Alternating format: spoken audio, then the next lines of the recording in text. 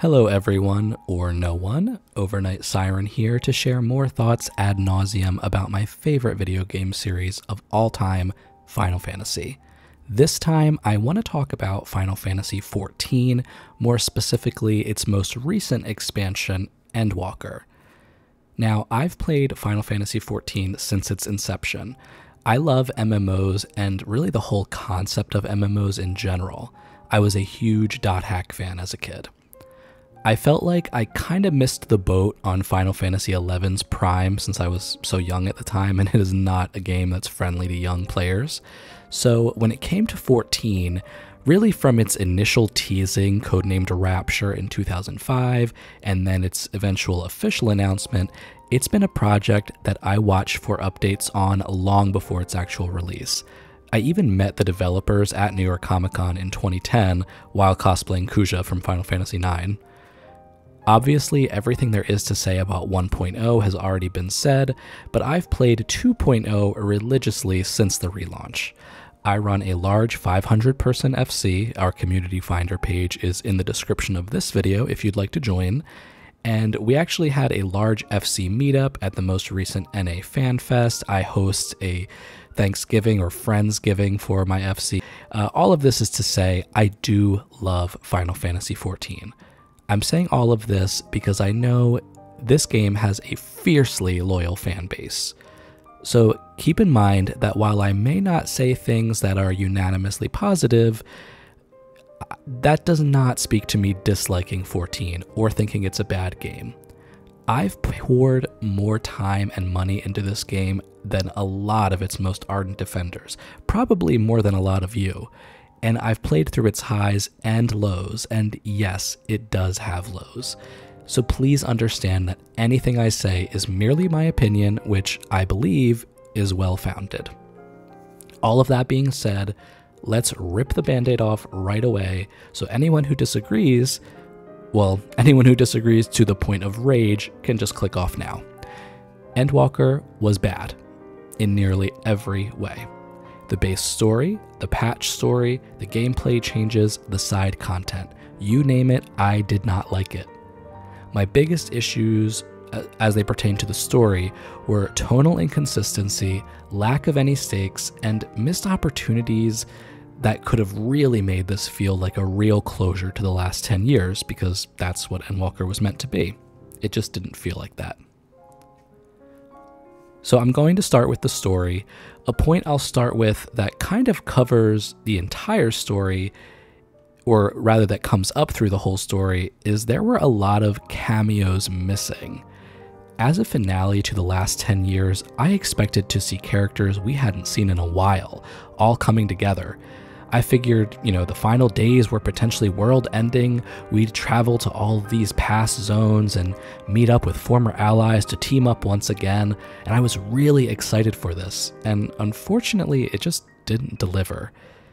It was kind of wild to me, for example, that at no point did we see Hien. He was the main character of Stormblood, well, him and Lise, but we didn't see him at all, and yet we saw Sicard for what, like 1,000 times in Endwalker? And I'm not even sure that I could have told you who Sicard was, at least not from memory prior to this expansion. Missing cameos were bad enough, but I also feel like Endwalker denied us the chance to meet a lot of new fun side characters.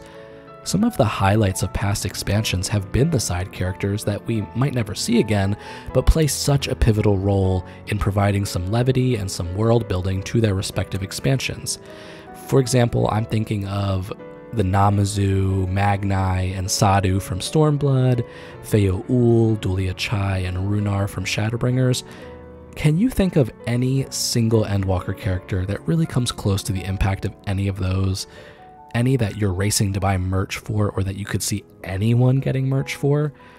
The only one that even feels like was an attempt was the blacksmith Lalafell that helped us build the Ark, but let's not pretend any of us even remember his name, or let alone hope to see him again. Anyway, I'm getting ahead of myself, so I'm going to go through the story, and I'm going to try to go through it beat by beat in chronological order. I haven't played it in 2 years. These thoughts have just kind of been stewing in my head, so if I tell story beats out of sync or out of order, That it is what it is. Starting with the base story, I felt like it was really all over the place. The initial setup off the heels of Shadowbringers was already kind of weak. Shadowbringers' setup from Stormblood was so strong and intriguing, with each of the Scions losing consciousness one by one as each patch progressed, and a race against time to stop the Black Rose poison. The setup this time around felt really slapped on. Our destination felt kinda murky and unclear, and even once the adventure started, it felt very haphazardly paced. Once we actually arrived in Old Sharlayan, we were quickly sent to Thavnir, which is a tropical paradise, and then the very next zone was Garlemald, a bleak, snowy wasteland. So there's already a very tonally dissonant transition between zones, at least aesthetically. Now, one of my main critiques of Shadowbringers, which I do love by the way, is that at times it didn't feel like a journey. In Heavensward, my favorite expansion, your journey flows from zone to zone. You go from the Western Highlands to the Forelands to the Churning Mists, zone to zone to zone. In Shadowbringers, you go from the Crystarium, your hub city, to Ilmeg, then back to the Crystarium, then to Raktika, then back to the Crystarium, then Amarang, then back to the Crystarium. Now this might not be the exact order, but you get my point. Endwalker doesn't really do a hub city to new zone rinse repeat formula, but the zones and the order in which we visit them are so varied that it feels very like jerky and roller coastery and just all over the place. Once we're in Garlemald, I actually did start to enjoy the story. It felt dark, which is what we were promised from Endwalker, and it's what I was most excited for because it was such a departure from what we'd seen before. The zone felt hopeless, the characters there felt hopeless, there was an actual difficulty spike in the MSQ. Unfortunately, everything went downhill fast after Garlemald. A huge problem in Endwalker is that impactful moments didn't feel impactful. After Garlemald, you go to the moon, and going to the moon just didn't feel special. Defeating Zodiark, the teased final boss of the last 10 years, didn't feel like a major moment, especially with it happening so early in the expansion. Now, this lends itself to another problem that the 14 devs have kind of waded into, and one that they clearly have no intention of changing: how formulaic Final Fantasy XIV has become. Every expansion will have a dungeon at every odd-numbered level, and exactly 3 story trials, at the X4 level, the X8 level, and after the final MSQ dungeon. Because of this strict formula that they follow relentlessly, Zodiark was always going to occur at 84, less than halfway through the expansion. A lot of other revelations in this part of the game also just felt so pointless to me. Around this time of the game, you learn that Fandaniel is Amon, and I genuinely got nothing from this revelation. It served only to convolute the story and once again link things back to the Alligans, which truly wasn't necessary in this case. It was just more convolution. There were really no greater implications at all. Once Zodiark was defeated, the story again felt totally aimless and somehow resulted in one of the worst RPG tropes of all time: time travel. I am almost never a fan of time travel unless it's done very well, and in my opinion, this was done very poorly. I think Elpis's entire section should have just been an instanced area where the Warrior of Light has to observe things as they happen. Having the Warrior of Light have such a tangible role in the events of Elpis just really broke my immersion and felt like it was creating a lot more plot holes than necessary. It also felt more like fan service because the devs know how much the fans love Emmett Selk. I feel like letting us spend so much time amongst the Ancients really ruined a lot of the mystique their society had too. They're meant to be this like pre-Big Bang civilization, gods almost. I like it better not knowing what their world was like, not visually seeing it and just having to imagine, was it as perfect as I could imagine? And speaking to them, I didn't like that either. I didn't like seeing how human they were at large. Prior to this, Elpis, or the world of the ancients, had such mystery and intrigue. The worst part about it all is it removes any of the weight of Vina or Emmett's deaths or the loss of their civilization. Because we love them as characters, and we know how it ends for them, but hey, if we ever miss them, we can just take solace in the fact that the Warrior of Light can literally teleport to Elpis whenever to go watch them, even if just from afar. All of the weight of their mistakes eons ago feels totally alleviated because they get to exist eternally in this pocket of time before their fall from grace, when they lived in true perfection. They get to live like that in this little pocket eternally. So it's just alleviated all of the tragedy. In regards to Medion and Hermes, I don't have a ton of thoughts. I didn't hate Dynamis as a plot device, although I also don't think it really needed to be added. They could have just worked around it. Nor do I hate Medion as a character. As you can tell, most of my Endwalker issues stem more from the way things played out than the story itself. Some may think that this might not be as bad or even so bad, but when the telling was this off, it really ruined the whole story for me. Back in Atheris, we're finally at the final days. Or that's what the game would have you believe, at least. But another point I keep coming back to is the lack of stakes, and Lord was this apparent in regard to the final days. The fact that you only see the final days in one zone, Thavnir, is such a nonsensical decision. MMOs have had massive world-changing events before. Look at how WoW handled Cataclysm over 10 years ago. But 10 years after that, 14 has an even more potentially devastating event, and somehow we only see it ravage a single area? An area we've only known the denizens of in this expansion. We're not attached to this place or these people.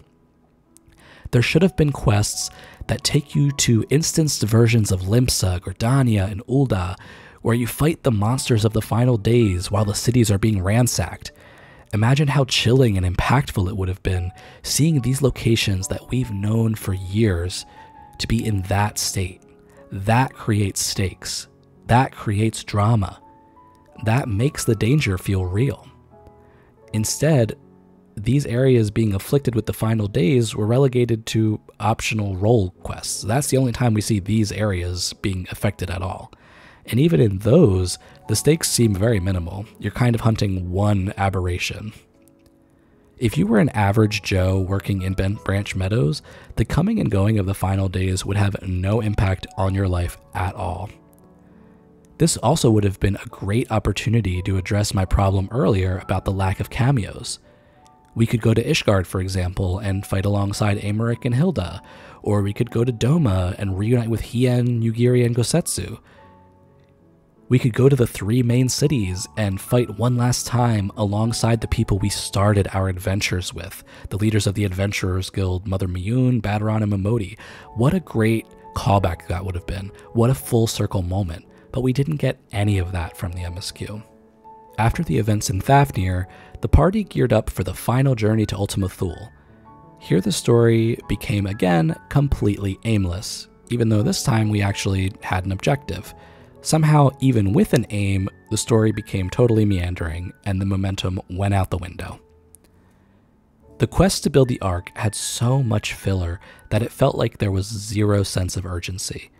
Is it really that important to show the Loporrits what our world is like now?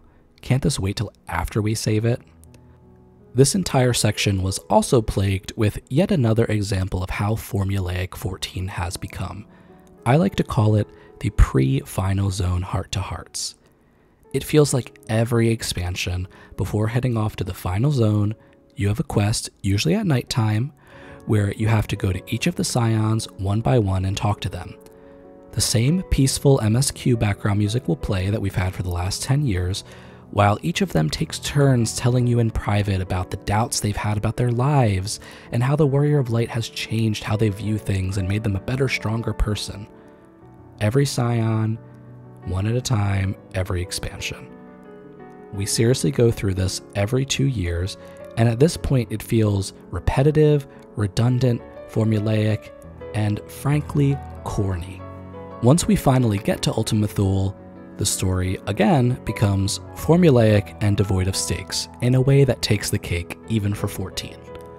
One by one, each of the Scions sacrifices themselves to help us get further in the zone.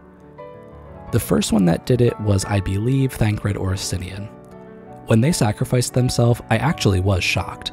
I was not expecting it, and it felt real. Then a few moments later, another Scion sacrificed themselves for the same reason, and it immediately clicked. I immediately realized, oh, okay, so they're all coming back. Immediately, from the moment the second Scion sacrificed themselves, I knew how the rest of the zone would play out and how the rest of the story would go. The Scions would each take turns sacrificing themselves, each preceded by yet another speech about how much they believe in the Warrior of Light, which just happened in Old Charlian maybe 20 minutes ago. Formulaic. And then, at the end, they'd all come back to life. No stakes. I really feel like a good, somber end to this story would have been if only the twins had sacrificed themselves and if it had been permanent. Endwalker takes so much imagery from FF4, and in that game, spoiler alert, there's a pair of twins, Palom and Porum, and they sacrifice themselves. They do come back at the end, so maybe the 14 twins could have as well, but why are you having an expansion so heavily based on FF4 in a game where we actually have twins, just like in FF4, and then you don't make that reference? What a missed Easter egg, what a missed opportunity. And perhaps the most egregious part of this entire section, which removes the stakes the most, is that this isn't even the first time we've seen these characters die. Hell, for some of them, this isn't even the second. For some of them, it's not even the third time we've seen them die. How many more times are we going to be subjected to fake out deaths of these same characters and expected to feel anything from it? Y'shtola in particular has had fake out deaths or near-death experiences at the end of ARR, in Stormblood when Xenos slashed her, and in Shadowbringers when she fell down in the pit in the Katana Revel and Emmett Selk revived her moments later. And now again in Ultima Thule. Having the same characters die and come back again and again and again just makes me feel like there's really no potential danger for them, so it makes me less immersed as a result. The next time I see them in a seriously dangerous situation, I'm just going to think, well, nothing bad's going to happen. They're not going to kill them now.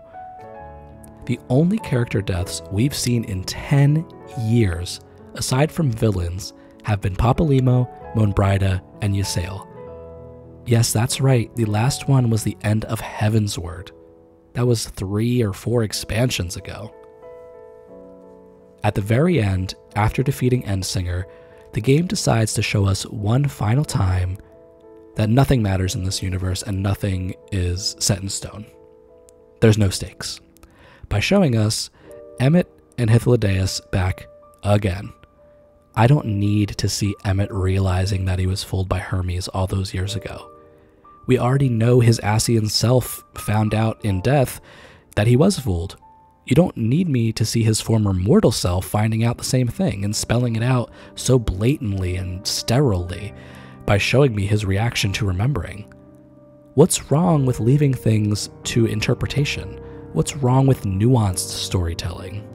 Why does everything have to be laid out so plainly, so literally? It's boring. Having these characters get to come back, even for a minute, thousands of years after their deaths, to see, oh, we were fooled, but everything worked out anyway, smiley face. It just ruins the drama of Emmett's storyline. It ruins the tragedy of it. The tragedy of him making this mistake and never truly knowing why. The tragedy of him dying and thinking the loss of his civilization was in part his fault. Sometimes the tragedy of someone's story is what makes it special, like Zack from Final Fantasy VII as an example. One last point about Emmett. Yes, he is a consolable villain. Yes, pre-sundering Emmett is very likable. But the players should find him likable. The players, you and I, should find his motives to be understandable. The in-universe characters should not. We're allowed to feel that way about him because we don't live in this world. But to the characters that live in this world of Final Fantasy XIV, this is the man responsible for the deaths of millions of people on the First and other shards. The man who tried to destroy the Source, their world, multiple times over the last hundreds of years. And yet the Scions are sad to see him go at the end. It's like the Scions ignore all that now. The tone should really be, we understand his motives, and who's to say if we would have done that given the same circumstances. But for what he's done, he still can't be forgiven. That's a complex, realistic reaction. Instead, them seeing him disappear is framed as, wow, what a great guy. He sacrificed so much for us. Yeah, and he's also killed, millions of people, but whatever. He's so charismatic. Anyway, that finishes my thoughts on the base expansion. Now, this is already a little longer than I was expecting, so I'm going to try not to spend too much time on the patch storyline. Luckily, there's not much to talk about, since it was all filler in the end with zero effect on the story moving forward. Lucky for us. Now, that in and of itself was a major miss. We're about to be starting a brand new story arc. So these patches would have been a great time, and they should have been a time to lay the foundation of that story, to truly get us hyped and make us feel like this would be another grand adventure we're about to embark on, just like the one we just finished. Instead, the patch series of Endwalker was the story of Zero, a character I did like, trying to save the world and her shard, and Vritra, trying to save his sister, the last member of the First Brood. And those two stories were totally wrapped up by the end. As a massive Final Fantasy fanboy, I also really hated how botched the Final Fantasy IV references were throughout the expansion. And of course, as an even bigger Final Fantasy IX fanboy, that makes me very scared to see how they'll botch all the 9 references in Dawntrail. I did like the design of the Archfiends, and I liked their voice acting, but I feel like none of them should have been dungeon bosses.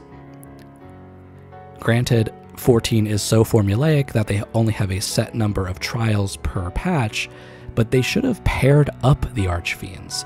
That would have made for some really interesting, fresh encounters, and also some glam weapons that are not like glam weapons we already have.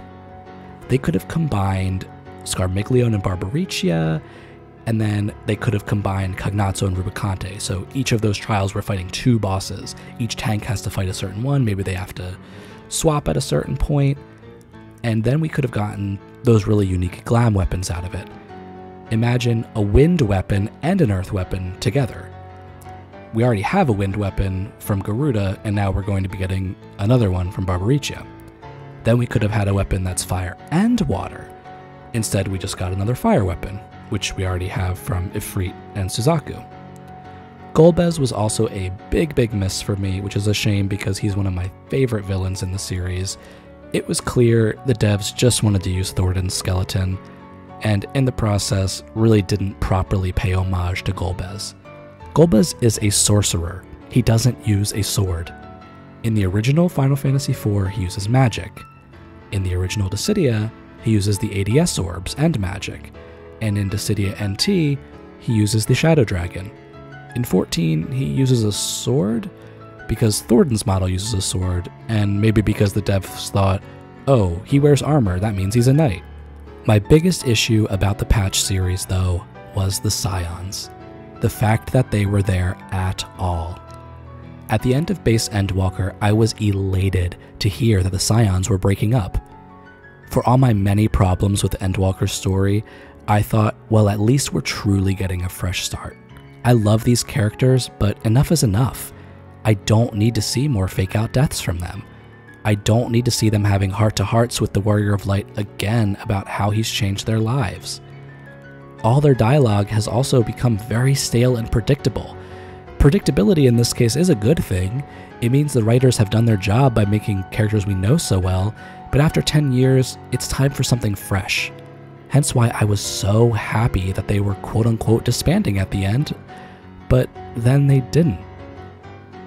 Now, don't get me wrong, I knew we'd see them again here and there, maybe a pop-in to ask Y'shtola or Urianger some advice, maybe a side quest for them, but I didn't think any of them, save maybe Graha, would be traveling with us anymore, and certainly not all of them as a group. But 3 quests into patch 6.1, you're meeting up with some of them again, and by the end of 6.55, they're all headed to the same destination, albeit separately, but obviously they're going to run into each other. If you didn't play 6.0 and 6.1 at their respective launches, and were instead playing later on catch-up, the disbanding and rejoining of the Scions happens in less than 10 minutes of gameplay. The impact of their disbanding? Totally ruined and devoid of any meaning. So here we are at Dawntrail's story. I am excited because I like the setting. I just wish there had been more setup and less time telling a story that really didn't need to be told over all those patches. Although I did enjoy the patch story in a vacuum, minus all the botched Final Fantasy IV references, that time would have been better served either building up Dawntrail's story, or Dawntrail's story should have been a continuation of Zero's story. I'm not the biggest fan of Wuk-Lamat, because the story kind of just plops her there and she says, "Support me for the throne," and with very little hesitation, you kind of just do. Like, I don't get to meet the other candidates first, or really hearing what her qualifications are as a leader. For all I know, she could be a tyrant. I know it's a lot asking Final Fantasy XIV to build separate MSQ paths in Dawntrail and let me choose who to support, but that would have been such a fresh move for this game. I'm also, as I mentioned before, very worried about the Final Fantasy IX references, but more than that, I'm worried about where the story can even go after how hyperbolic the end of Endwalker was. Final Fantasy XIV already has a major issue with stakes. You've heard me say that word 1,000 times in this video. But how am I going to feel any stakes in the MSQ fighting against, like, a 2-headed Mamulja after we just defeated the literal end of existence? How am I supposed to be immersed in the feeling that this new world has any real danger? This is a problem a lot of RPGs have, and in this case, it's really a problem with having the player character of the MMO being the central character of the story, rather than having the player character act as a witness to things being done by MSQ characters. MSQ characters can defeat gods with the help of the player character, and then those MSQ characters can simply be absent for some reason the next time there's a lesser but still threatening issue. This way you still feel danger because you don't have your superpowered god friend to help you. But in this case, you are the god, basically. The Warrior of Light has almost single-handedly defeated Doom itself, and because the Warrior of Light is the player, they're still in the story. So, I don't know. We'll see. Maybe there will be some plot device that strips the Warrior of Light of his power or something. But I hope, if nothing else, this is something Square takes note of when making the next Final Fantasy-based MMO. Let the player character just be on the sidelines. This also would allow them to not require that every player clear every past expansion to play the current one. In Final Fantasy XI, you don't have to play the last 2 expansions to play the third one. But because the Warrior of Light in 14 is the main character in every expansion, and because the Scions are the party in every expansion, you have to play every expansion to make sense of the Warrior of Light's new powers and the Scions' personal story developments. Anyway, that's all I have to say about the story. So next I'm going to talk about the gameplay, and I'm again going to try and keep it brief. I do Savage Raid, nothing crazy. I clear at an extremely modest rate, to put it lightly, and I really have no interest in Ultimate. The Savage fights this expansion felt about on par with last one's, maybe a little less fun. There weren't any fights that I loved as much as like Melusine or Amdagud from Coil, or the fight with the Steamroller from Alexander, or the Shadow Dog from Eden, and certainly the final fights of Pandemonium really didn't do much for me. they really did not reach the aesthetic and gameplay and dramatic highs as T13, A12, or E12. That might have just been because the story for Pandemonium was a hard miss for me, to the point that I was skipping Pandemonium cutscenes at the end. I was just kind of over the Ascians, and aesthetically this raid series really failed to hook me. I can't really speak on job adjustments too much either, because I pretty much exclusively played Astro and White Mage this expansion. I will say I was one of the few people that seemed to not hate Astrodyne. Sure, it has its flaws, but I like that the Endwalker card system really felt like I was always actually using cards, which is very much the flavor of the job for me. Like, if you're playing Astro, it's because you want to draw cards and fling them out. I found myself playing cards a lot more than I ever have in the past, even if there wasn't a ton of thought behind how to use them. I do like RNG on the job, but I also liked that the RNG was less impactful this time than it was in Shadowbringers, because it wasn't tied to my main party contribution, which is divination. I feel like they really hit a sweet spot with RNG this time around. Maybe not as much with Lord and Lady of Crowns, but they weren't, super impactful either way. Gameplay-wise, the most glaring issue in Endwalker is that there was just nothing to do. I hated Bozja, but I was hoping we'd get another open exploratory zone more akin to Eureka, something to sink our time in, but it really felt like this expansion the devs didn't want us to play the game. The relics being so passively and easily completed was a total flop for me as someone who wants to grind and wants to play the game. Variant dungeons were a neat idea, but really should have had some form of time gating.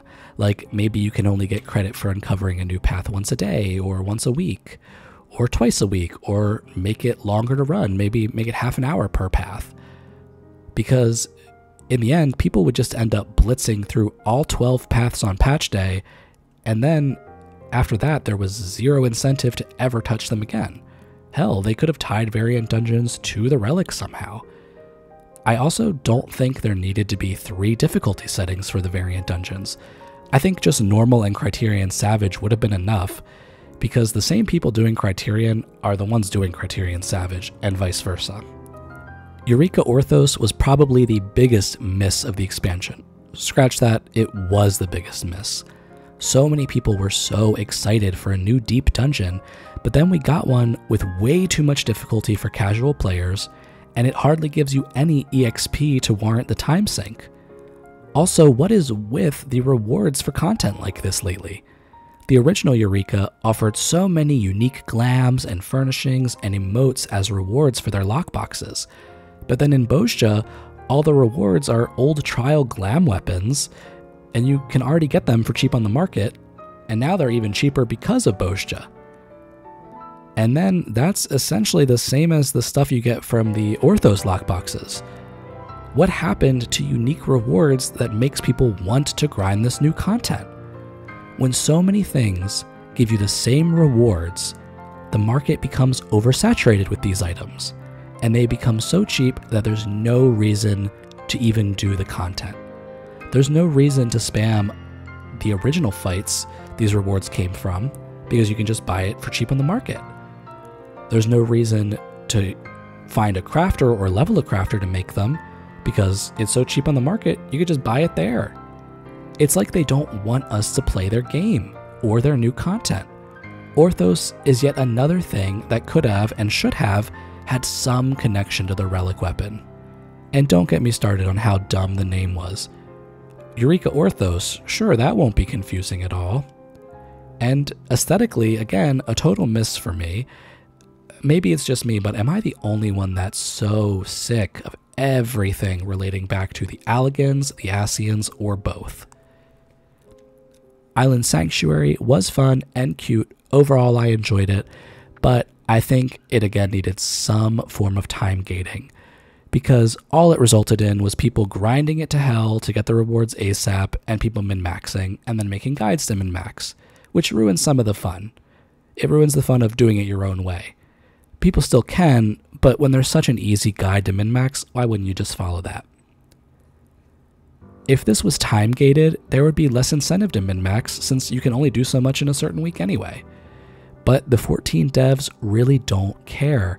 They don't seem interested in future-proofing any of their content. The Blue Mage updates this expansion were a total joke. It's really wild to me that we got one new Masked Carnival stage, and that this stage requires use of 0 of the new Blue Mage spells. If that alone wasn't bad, it's a total slap in the face that there's no actual reward for beating Eden as a full synced blue party either.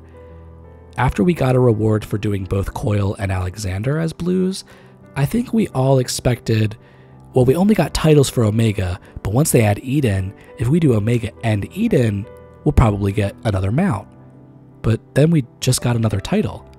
No one is grinding out a title. Especially not when it's just another title with blue in the name. I think, and this might be a tinfoil hat theory, but the Shadow Wolf mount, I believe, was meant to be an achievement for doing Omega and Eden. But I think that, in a last-ditch effort to make money, Square decided to make it a Mog Station item. Is that cynical of me? Yes, but I truly believe it. The timing of that mount coming out to the Mog Station at the same time as the Blue update, along with that fight being from Eden, which Blue can now do, just refuses to allow me to believe otherwise. Otherwise, it just feels so random to add this mount to the Mog Station 2 years after this fight was relevant. Square decided to try and make some quick bucks instead of adding a reward in-game to get people to play their content. The last piece of new content that I'm going to talk about, and probably my most positive thought on Endwalker as a whole, is the changes to PvP. This was a massive win, giving every job 5 to 7 abilities, a unique rotation, unique gameplay diversity, gimmicks. This felt so fresh, and it really made PvP feel more like a MOBA, which is a good direction to go in. I love how different each job feels. I found myself playing jobs in PvP that I'd previously never had interest in playing in PvE, which actually made me want to explore them in PvE. I think it's kind of sad that blue can't be used in PvP. This kind of reeks of laziness, if we're being honest. Maybe someday. I also really like a lot of the Crystal Conflict maps, some more than others, but it keeps it fresh, and I like that sometimes you get a map you might not like, but maybe someone on the other team likes it, and vice versa. I like how quick the matches are, and I think with some balance adjustments here and there, the new PvP can really be a home run, and it's already a massive win. So that's all my thoughts on Endwalker. Like I said at the start, I know this was very negative, but I just think this expansion was really a miss on most fronts. I love Final Fantasy XIV as a whole, so I'm hoping for the best from Dawntrail, but my expectations are very tempered this time around. I think it's possible that I was just expecting too much after how much I loved Shadowbringers, but I think even outside of that, this expansion really missed the mark. I think a lot of it can be blamed on dev time being pulled to 16, which makes it even more of a shame since I didn't like that game either. But hopefully, now that Yoshi P seems squarely focused on 14, that Dawntrail will be a return to form. If not, I can only hope that Square has another FF MMO in the chamber ready to be announced soon. And who knows, maybe they do. After all, 14 was first teased in 2005 when 11 was only 4 years old, and it came out in 2010 when 11 was only 9 years old. 14, meanwhile, has now been out for 14 years. 11 as A Realm Reborn.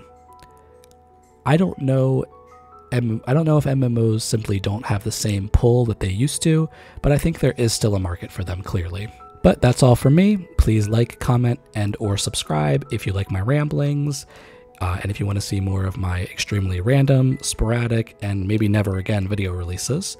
Also consider subscribing to my Twitch channel, twitch.tv/overnightsIron. I stream extremely sporadically as well. I'll probably maybe stream through some of Dawntrail. If you're looking for an FC, I also run the biggest LGBT FC on my server, one of the biggest in North America as a whole, but all are welcome. Like I said before, according to the official Lodestone rankings, it's one of the most active FCs on my data center, which is the biggest North American data center. So it's a pretty big FC. We're the Knights of Pluto on Cactar. Our community finder page is in the description. Either way, leave your thoughts below. I love to discuss, and I hope you all have a great summer. It is going to be a hot one by the looks of it. And we're spending it in the tropics of Tural. Lucky us.